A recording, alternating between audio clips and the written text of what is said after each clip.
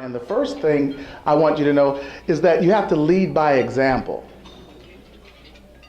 Now, I have to acknowledge my mother. My mother's sitting right here. Mom, raise your hand.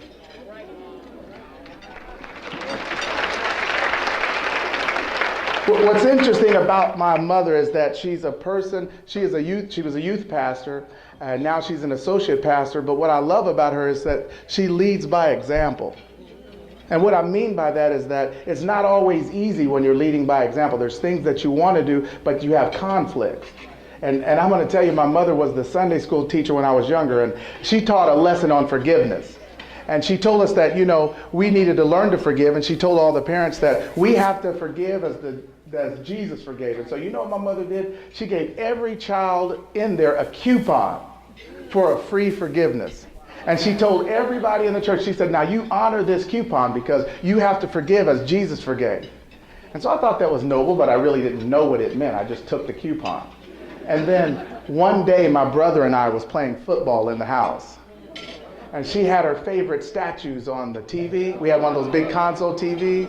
And she had her favorite statue up there on the TV. And my brother threw me the football and I missed it. And it broke the statue. And I immediately started crying. Because the kind of kinder and gentler parenting that they're doing now? My mother wasn't like that. I got to give it to you. That's not what we experienced, right? And so I said to my brother, I said, what are we going to do? She's going to kill us. And he said, I'm not worried about it. I said, why?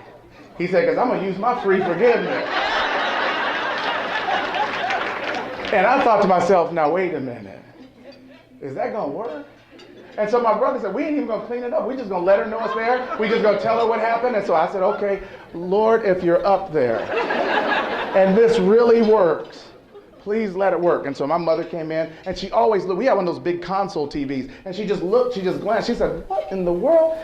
And she said, Robbie, Reuben, get in here. And so we walked in there. I'm kind of sheepish. My brother just run in there. And she said, who broke my statue? And my brother said, we did. I was like, first of all, you threw the ball. Don't put me in on it. But he said, we did. And she said, you're going to get in trouble. And he said, I want to use my coupon.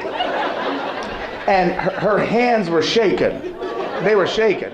And I was just watching because I wanted to see if it was going to work. Is this coupon thing going to work? And she kind of winced a little bit, and she wasn't going to take it. She said, no, I'm not going to take it. And I said, now, if you don't take it, I'm going to go back to church and tell every single person.